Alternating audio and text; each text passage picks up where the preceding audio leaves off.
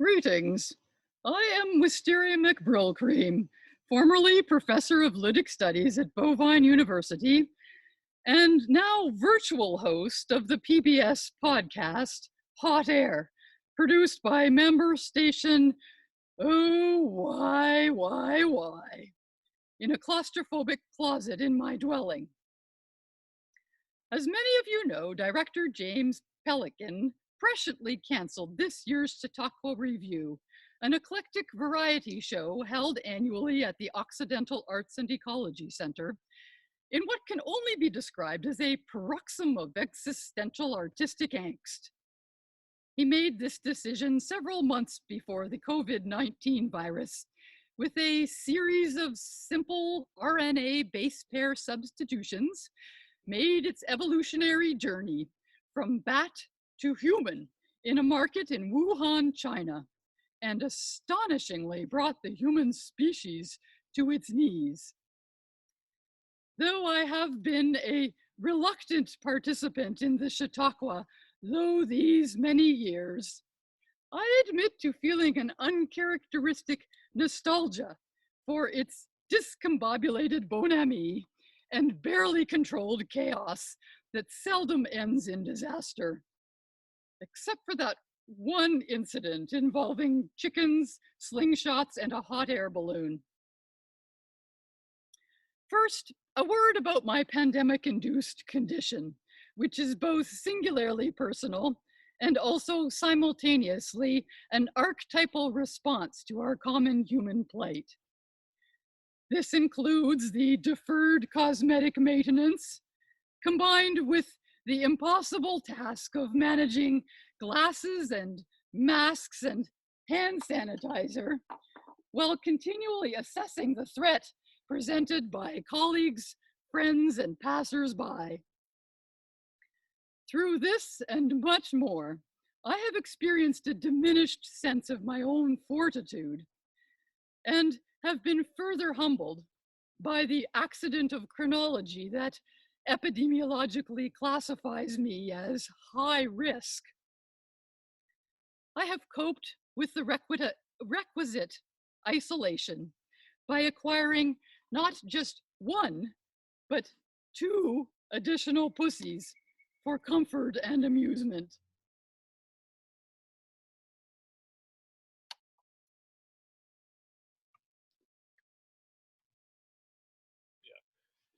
Black swan theory, a term popularized by Lebanese-American mathematical statistician Nassim Nicholas Taleb, refers to rare and unexpected events that change the course of history and reveal the fragilities in our understanding of reality. The opportunity presented by black swan events is not to improve our ability to predict them, but rather to respond to their consequences with greater resilience. What we are experiencing now is akin to discovering an entire flock of black swans. What an abundance of opportunity. Said black swan flock has made a mockery of the hubris with which people of power and privilege have heretofore made assumptions about their ability to maintain order, control, and autonomy. Stripped of such illusions, we gain a more visceral appreciation of this advice from Albert Camus. Come to terms with death. Thereafter, anything is possible.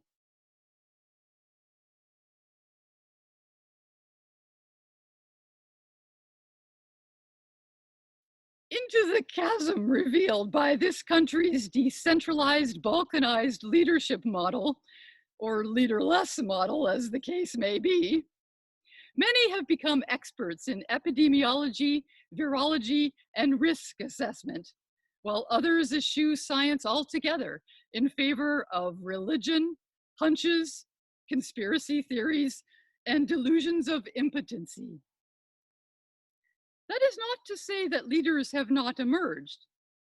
Take, for example, Dr. Anthony Fauci, or Tony, as I prefer to call him. His decades of experience contending with an alphabet soup of infectious diseases, has uniquely conditioned him for this challenge of a century and honed his razor-sharp dedication to empirical scientific truth, tempered with an imperviousness to political influence and a humility in the face of uncertainty.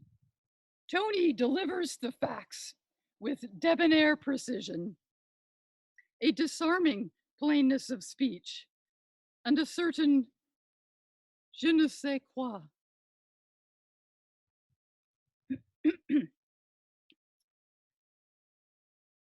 The assets upon which this country was founded, independence, individualism, and entrepreneurialism, in this pandemic era, are now liabilities. Our cultural predilection for binary thinking is elevated by the crisis and exacerbates our tendency for polarity and tribalism, leading to artifactual choices between, for example, public health and the economy, or protecting the lives of the old versus the libidos of the young. In the words of Ed Yong, science writer at The Atlantic, in referring to the lack of a coordinated national response, we should be playing chess, but instead we are rolling the dice and playing snakes and ladders. This contrasts sharply with the communitarian, methodical, and ultimately more successful approach taken by many other countries, bringing to mind a Robin Williams analogy, likening Canada to a nice apartment above a meth lab.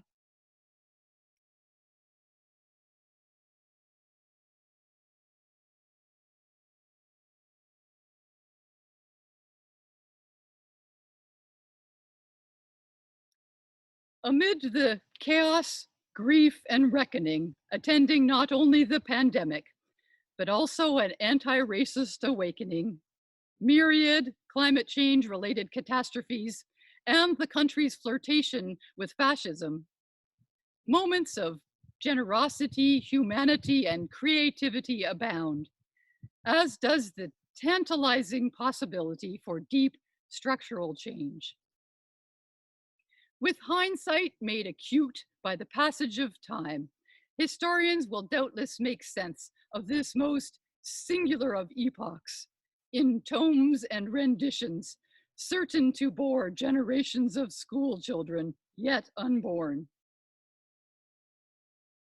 Casting backward for wisdom from 2 generations ago, I conclude this solitary monologue with a poem entitled Keeping Quiet by Chilean poet Pablo Neruda.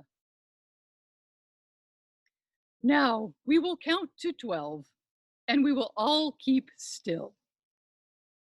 For once on the face of the earth, let's not speak in any language. Let's stop for a second and not move our arms so much. It would be an exotic moment without rush, without engines. We would all be together in a sudden strangeness. Fishermen in the cold sea would not harm whales, and the man gathering salt would not look at his hurt hands. Those who prepare green wars, wars with gas, wars with fire, victories with no survivors, would put on clean clothes and walk about in the shade with their brothers, doing nothing. What I want should not be confused with total inactivity. Life is what it is about. If we were not so single-minded about moving our lives forward and for once could do nothing, perhaps a huge silence might interrupt this sadness of never understanding ourselves and of threatening ourselves with death. Now, I will count up to 12, and you will keep quiet, and I will go.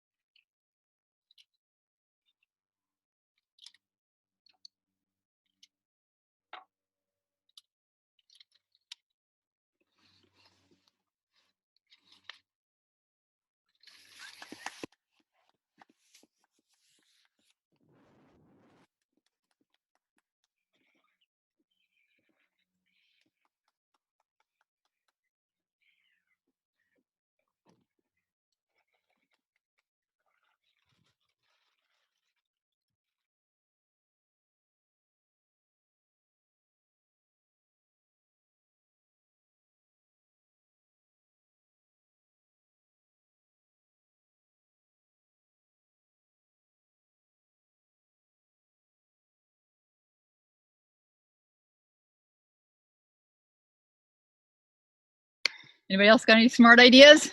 How about sit up slightly and pull your shorts out of your butt?